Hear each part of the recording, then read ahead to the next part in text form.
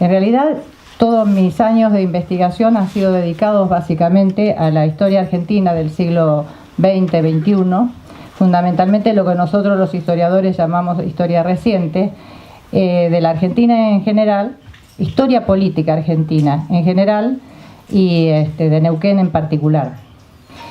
En algunos momentos hice algunas incursiones en la historia social y fueron esos momentos donde el tema de la contaminación, el medio ambiente y el fracking me preocupó muchísimo, tanto es así que en más de una oportunidad en docencia utilicé, no sé si habrá algún alumno de los últimos años, usé los videos de Pino Solana para un poco reflexionar sobre este tema. De manera de que para mí es un honor y realmente es un honor y fue sumamente agradable leer este libro. Cuando termino de leer el libro, como historiadora, me pasa lo siguiente, digo, como todos los historiadores y todos los que investigamos, ¿de dónde está el problema acá, además del tema del fracking y lo que trata de resolver María Estela? Digo, bueno, yo encontré, por lo menos yo en mi lectura, una parte que es una de las partes finales del capítulo 8, donde para mí es lo que resume de alguna forma la idea central del libro. Y voy a empezar leyendo eso. Dice María Estela: la conversión de los chacareros en superficiarios marca el ocaso de un territorio con historia casi centenaria, detrás del cual desaparece no solo un sujeto social, sino también un estilo de vida, un tejido social y cultural, simbólico y afectivo, además de los usos económicos y productivos de la tierra.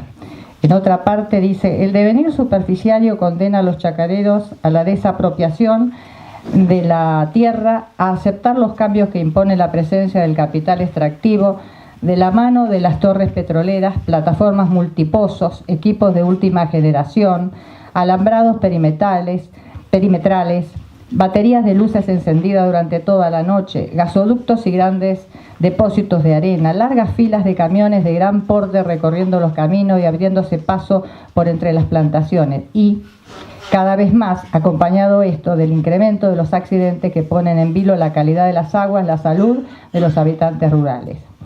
Y por último seleccioné esto, que para mí es central como historiadora de historia argentina. El problema es que en la Argentina la política pública ha sido y es errática, fragmentaria, parcial, de corto plazo, dando por sentado que quienes tienen la voz cantante son siempre los grandes jugadores del mercado, y no el Estado, dando por sentado que los dados siempre están cargados. Es posible que el fracking sea el tiro final para los pequeños productores, demasiado débiles para sostener una lucha asimétrica que además pocos de ellos se muestran interesados en llevar adelante.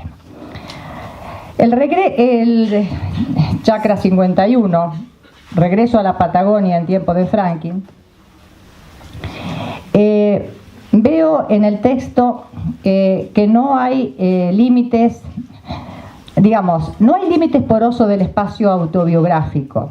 El narrador, que es autor, en primera persona relata y expone su origen e identidad, para luego ir al problema. El regreso a la Patagonia, en Allen, en tiempos de fracking. Está narrado desde una perspectiva íntima, con las cesuras que impactan en la vida familiar, un relato construido por el microespacio de la familia, con un enfoque que desde lo subjetivo agita la mirada de los historiadores, con una tendencia que va desde lo particular a lo general, reconstruyendo comprensivamente el problema del medio ambiente, de la contaminación, del ecosistema, del fracking. La casa familiar en este texto se convierte en el espacio donde se cruza lo individual, lo social y lo nacional e internacional. El que toma la palabra, según lo que yo observo, es uno de los protagonistas. Quizás no el más importante en ese lugar, pero es el que examina, cuestiona, duda y contradice la historiografía sobre este tema.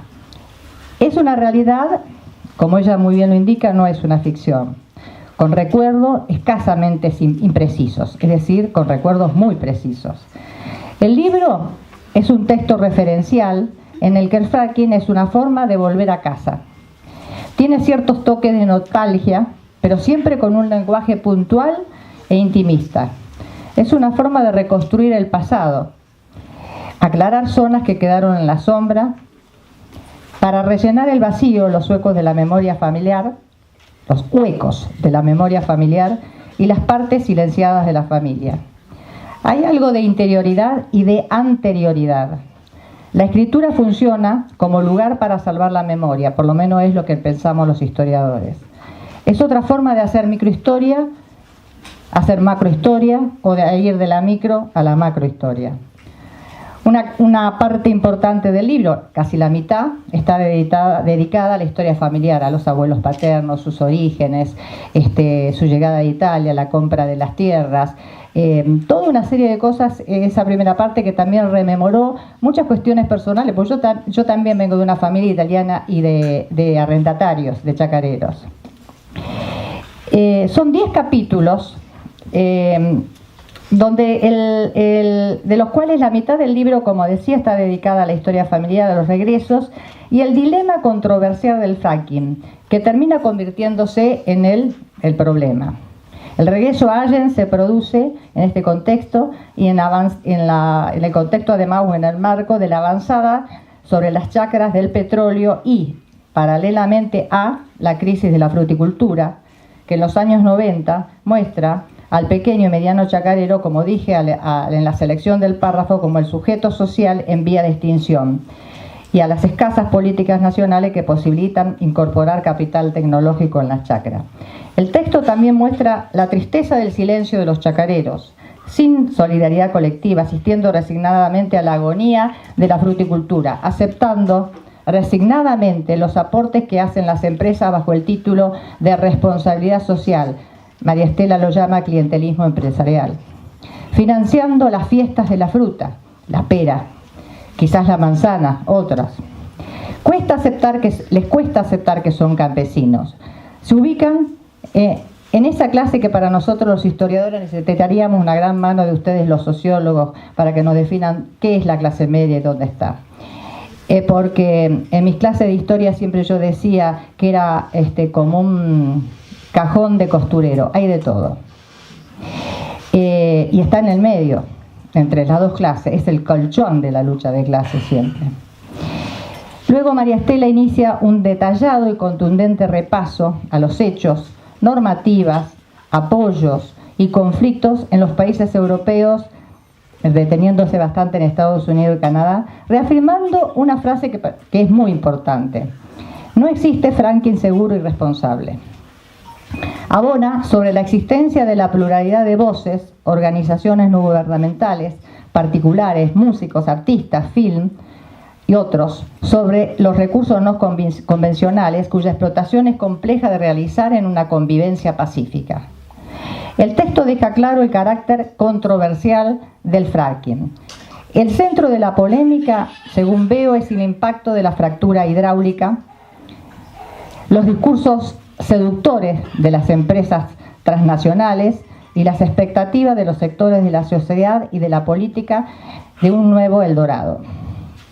En este sentido, la batalla de algunas ciudades del Valle, particularmente Halle, pero también en de Neuquén, con el caso Vaca Muerta, son el centro de la disputa.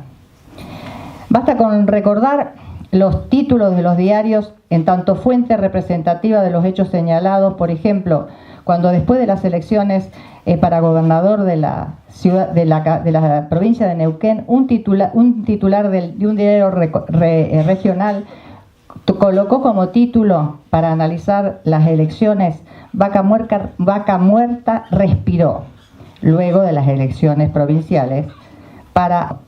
Ahora bien, a mí lo que me preocupa, en este sentido, que aprovechar esta oportunidad, queda la duda de cómo se va a distribuir lo obtenido de esta usina generadora de tantas divisas.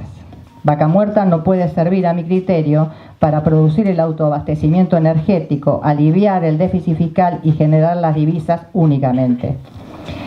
Falta algo muy importante y no aparece, o solo muy pocas veces aparece: el impacto social y ambiental, que tiene mucho que ver, nuevamente vuelvo a repetir que es un tema central, sobre el rol del Estado respecto de las políticas públicas. Ariestela Svampa reafirma en su libro la falta de estudios de impacto ambiental realizada por instituciones públicas, sin vínculos con las empresas, las secretarías de Medio Ambiente reproduciendo los informes presentados por las propias empresas. Hay una pequeña lucecita que se pudo ver últimamente, pero es un pequeño avance tibio, pero siempre hay que empezar por algo. Desde el año 2018 se produce un ciclo de conversaciones, Hablemos de Vaca Muerta. En Neuquén, hasta ahora fueron varios los conversatorios con distintos representantes de la política, de la sociedad, de la economía, de los gobiernos locales, del Estado Nacional, de la propia universidad, y el IPECH es uno de los que auspicia en la presentación de este libro, que es este instituto del cual somos investigadoras de doble pertenencia, participa con varios investigadores abocados al tema. Y en este sentido hay que prestar atención a lo que allí se discute, lo que se debate y también los informes. Me llamó la atención un mensaje que por primera vez uno ve que hay cierto acuerdo, aunque todavía noto que es muy tibio. En uno de los apartados de ese informe final del conversatorio se dice lo siguiente respecto del impacto socioambiental de Vaca Muerta. Cito: se percibe en los actores gubernamentales un cierto grado de temor a la hora de habilitar la agenda socioambiental por sus posibles efectos sobre la rentabilidad del sector. La viabilidad de esta agenda está sujeta a la capacidad de la sociedad civil de presionar por su observancia y de exigir una evaluación estratégica, social y ambiental que permita obtener información legítima a fin de responder a las inquietudes respecto de las políticas públicas en la explotación de estos recursos no convencionales, que la Secretaría de Medio Ambiente en el año 16 bajó a subsecretaría, en el caso de Neuquén, es decir, bajó de categoría, que existe escasa información. Entonces, ¿cómo habilitar una capacidad de resistencia de la sociedad si existe escasa información? Por parte de ahora la subsecretaría, justamente reducida a una subsecretaría a partir del 16, cuando empiezan los años más importantes, donde se está definiendo el modelo de desarrollo de los no convencionales. Y además de la escasa información, alguna aparece en los diarios de mayor tirada regional. Por ejemplo, sobre los derrames, y según los estudios que se está haciendo a partir de nuestros investigadores en el IPEX, lo que se observa que estos derrames son bastante elevados, 3 por día. Cuando se produjo el proceso de reestatización de YPF, salieron a la luz algunos indicadores de la compañía para la elaboración del informe Mosconi en abril del 2012, que contabilizaron más de 1000 derrames solo de YPF durante el 2011 en Neuquén, sin que sumemos Río Negro.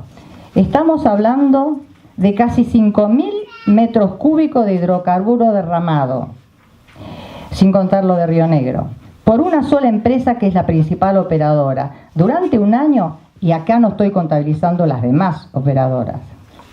Para entender lo que estoy diciendo, este volumen se trata en promedio entre Neuquén y Río Negro de 175 camiones cisternas volcados al ambiente en un solo año. En este escenario, cuesta entender algunas decisiones estatales que tendieron a flexibilizar el marco regulatorio de la actividad no convencional, porque es difícil imaginar una cartera que tiene que ser dinámica, como la Subsecretaría de Medio Ambiente, si para el desempeño de sus funciones si cuenta con un solo dron y 15 inspectores para supervisar 95.000 kilómetros cuadrados. Creo que acá es una clara demostración, repasando toda la normativa y todo lo que ha pasado y está pasando con respecto de los convencionales y no convencionales, es una buena invitación para reflexionar acerca de la fuerte necesidad de una intervención del Estado en el control de la explotación de estos recursos. Nada más.